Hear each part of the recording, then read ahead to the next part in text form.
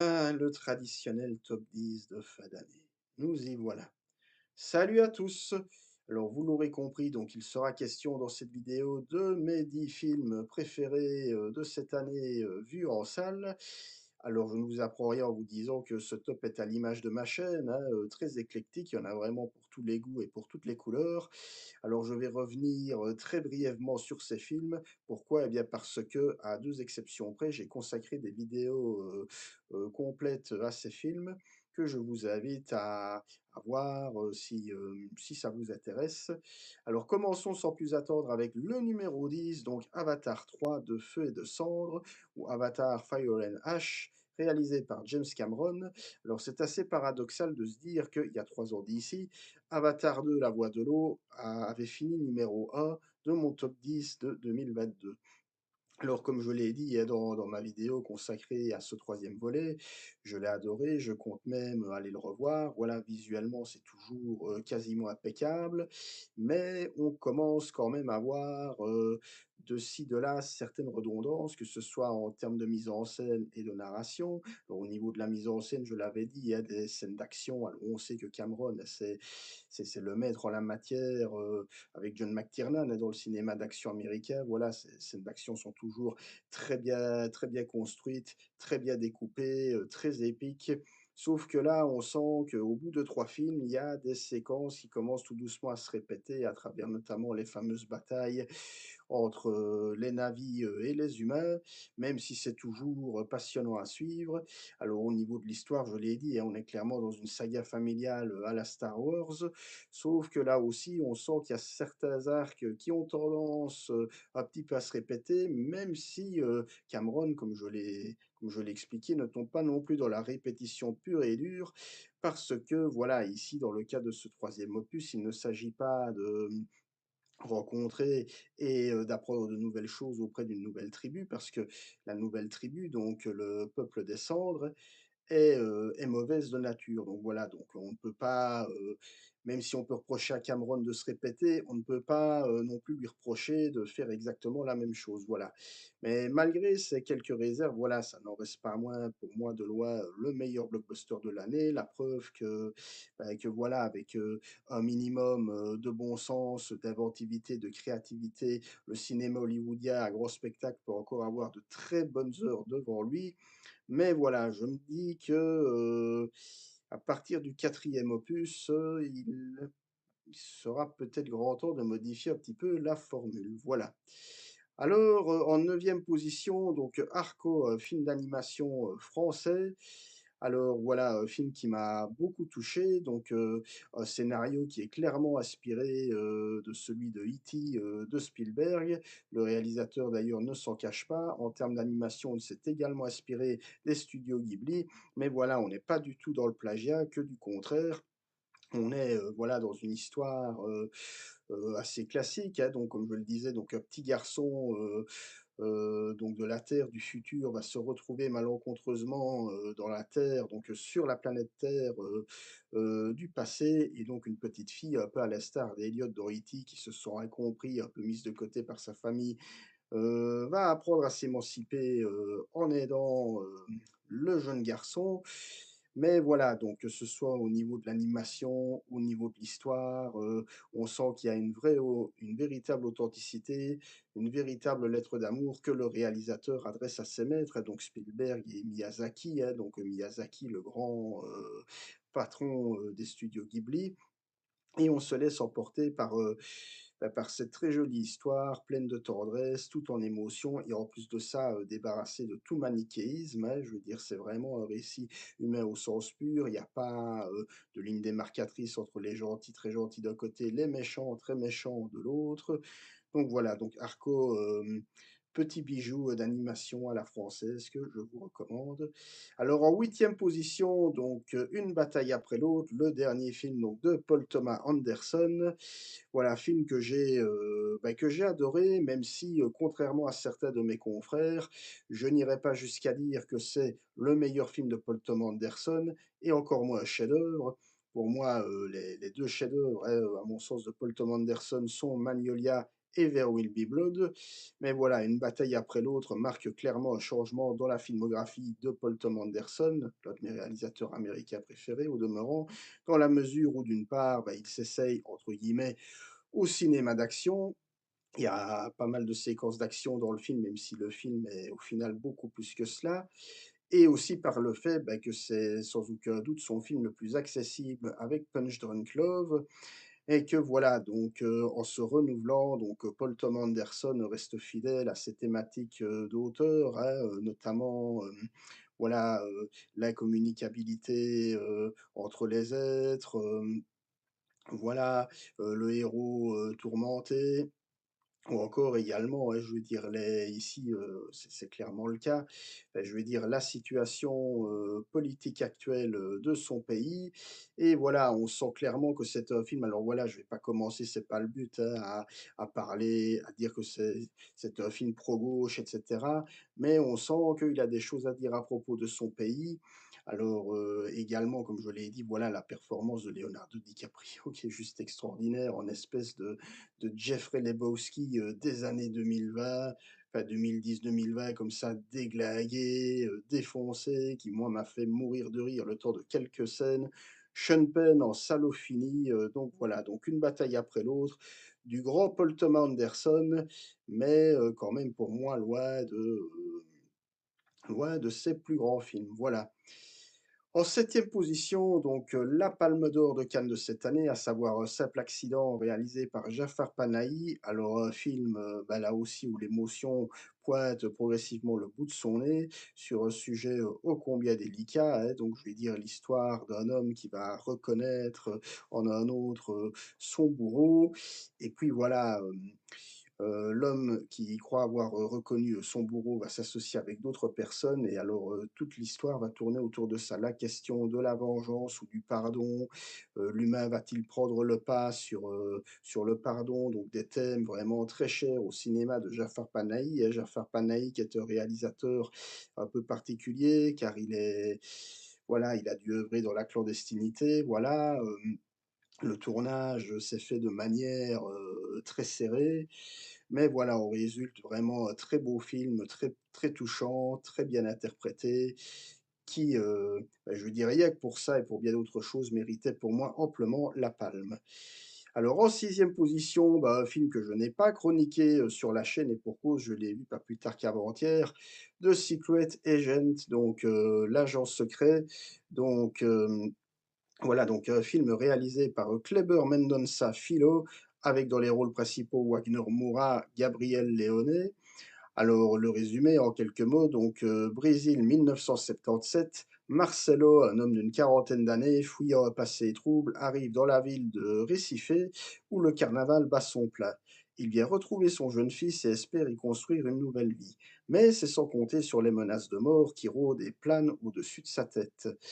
Alors, L'Agent secret, c'est un film, on peut dire, très particulier. Pourquoi? Ben, parce que c'est un film qui aborde différents genres, le drame psychologique, le thriller, même la comédie absurde. Alors on a une séquence, bon j'ai envie de vous la dire, mais je ne vais pas le faire pour garantir l'effet de surprise, d'une absurdité, pure qui enfin voilà, qu'on pourrait tout droit, qu'on croirait sorti tout droit, d'un film ou d'un sketch des Monty Python tellement c'est complètement, non-sensique mais pertinent parce que ça joue justement sur les fausses croyances que les médias, font croire, au peuple, quoi. C'est-à-dire que voilà, on a donc, le réalisateur traite aussi de ça à travers son film, hein, c'est-à-dire, voilà, donc les individus qui peuvent se laisser facilement manipuler, par les fausses informations, parle déjà des fake news un peu avant l'heure, le réalisateur qui dénonce également une certaine corruption du système judiciaire, tout ça plus mêlé à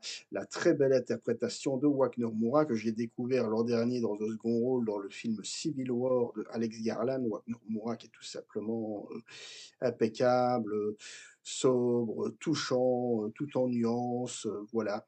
Un film dont j'aurais aimé pouvoir plus vous parler en détail, mais voilà, je n'ai qu'un conseil à vous donner, allez-y, vous serez certainement déstabilisé, mais voilà, déstabilisé dans le bon sens du terme, parce que Même si le film, comme je disais, emprunte beaucoup de sentiers, hein, je le disais, l'absurde, le drame, le thriller, la comédie, on peut même dire la comédie noire, le film n'en reste pas moins cohérent dans son propos. Il dure quand même près de 3 heures, enfin en tout cas 2h40, qu'on ne sent pas passer.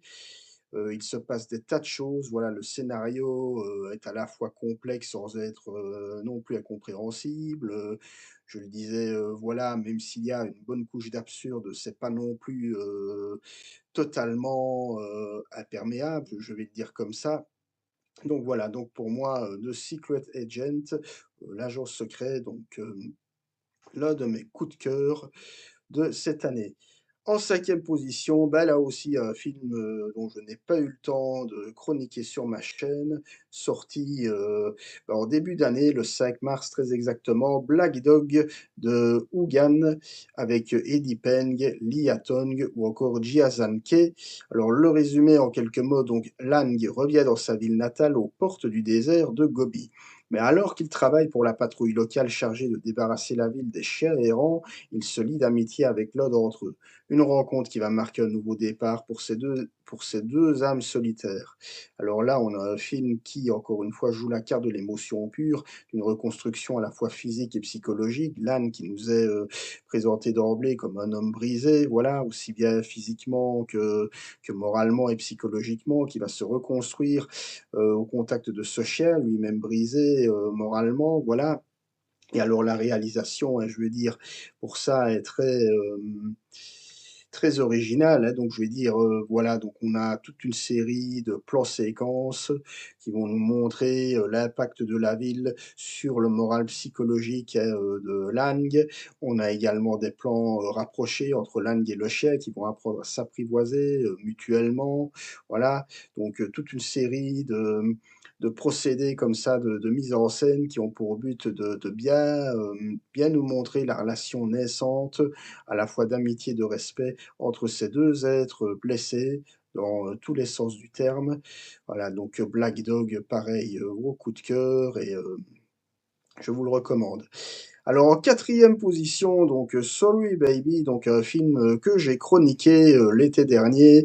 Alors là, on est vraiment dans du cinéma indépendant américain, pur jus. Il s'agit d'un premier film d'ailleurs, c'est toujours important, à souligner.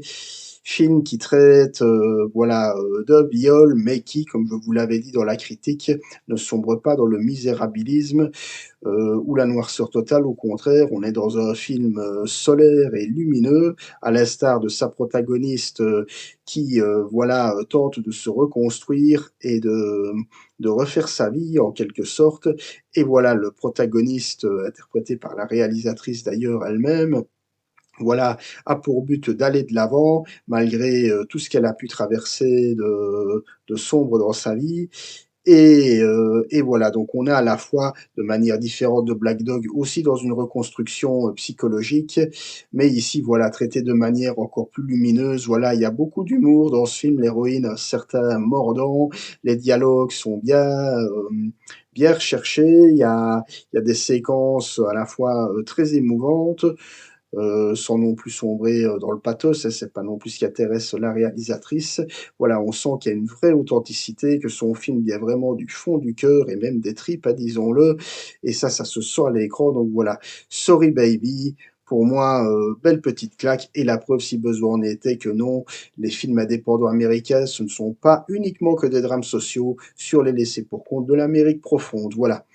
Troisième position, Les Enfants Rouges, voilà, film que j'ai chroniqué il y a quelques mois qui m'a bien retourné pour le coup, qui lui aussi parle d'un sujet extrêmement dur, hein, je veux dire, un préadolescent d'une douzaine d'années qui assiste malgré lui à l'assassinat sauvage, à la décapitation de son meilleur ami et qui dès lors va constituer un danger potentiel pour sa famille et pour les gens de son propre village. Donc voilà, film très dur, mais en même temps très puissant, très touchant. Encore une fois, le réalisateur, à l'instar de la réalisatrice de Sorry Baby, ne recherche pas le malaise, il ausculte plutôt les mœurs de la société actuelle, à travers, qui plus est, le regard d'un jeune adolescent que la dureté de la vie va mener à mûrir à mûrir plutôt que prévu. Voilà, ça plus l'interprétation voilà du jeune comédien qui pour moi est clairement à suivre. Il porte le film sur ses jeunes épaules. Voilà,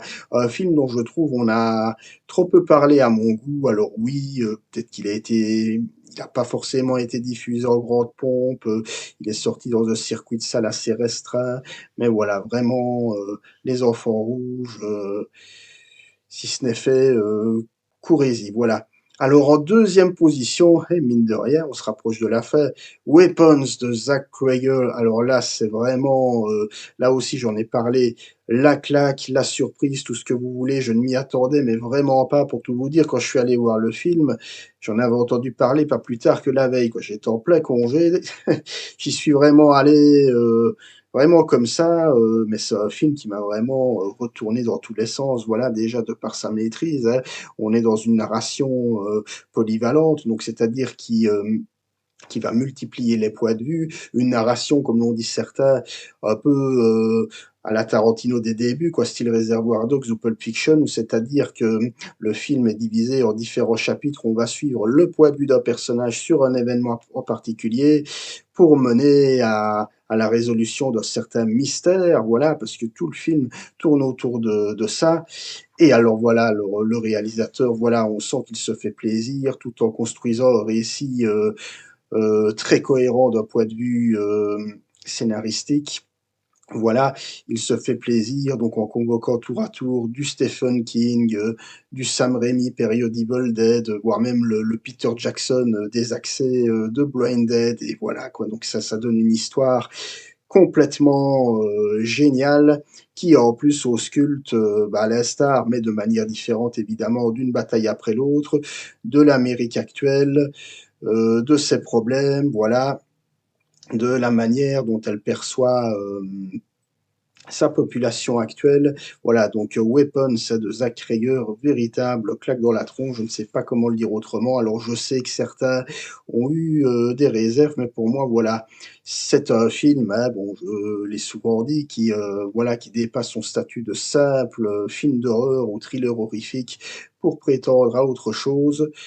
Et rien que pour ça, bah, il mérite mon respect. Alors, en numéro 1, un film d'animation, encore un Mémoire d'un escargot d'Adam Elliott. Alors là, c'est vraiment, bah, pour moi, la claque, hein, je vais dire, par excellence. Donc, je vais dire, bah, déjà, Adam Elliott, j'étais tombé en pamoison devant Marie et Max. Alors, pour rappel, Adam Elliott, c'est un réalisateur australien spécialisé dans le cinéma d'animation, mais le cinéma d'animation pour adultes. Non pas que ça soit violent ou sexuel, hein, mais tout simplement parce qu'il traite de sujets bah, qui ne sont pas adaptés pour les enfants, quoi, comme la solitude, la dépression, l'alcoolisme, la noirceur de l'âme humaine, voilà. Mais tout en, comme je le disais, en évitant toutes sortes de misérabilisme, en faisant la part belle à l'humour, dans ce cas-ci beaucoup l'humour noir, et à l'amitié, car tout comme dans Marie et Max, où là c'était une amitié mais de forme épistolaire, ici dans Mémoire d'un escargot, on a une amitié entre bah, deux préadolescents, voilà, qui ont pas mal de problèmes de communication, qui ont des voilà des problèmes d'estime d'eux-mêmes, de confiance en eux, qui sont assez mal dans leur peau et que voilà les circonstances de la vie en plus vont mener à également à mûrir plus tôt que prévu. Le tout servi voilà par des personnages comme toujours chez Madame Elliott assez extravagants, voilà à l'image de la meilleure amie donc la jeune héroïne, hein, une vieille dame comme ça assez excentrique qui évoque ses souvenirs sulfureux des années 60, 70, une époque libre, hein, où on pouvait tout dire tel qu'elle le disait. Voilà. Donc voilà, une belle année donc hein, pour le cinéma d'animation, comme je le disais, avec Mémoire d'un escargot et Arco. Également une belle année pour le cinéma de genre avec Weapons. Également d'autres films que j'aurais pu mettre dans le top, mais voilà, Weapons pour moi les dépassait largement.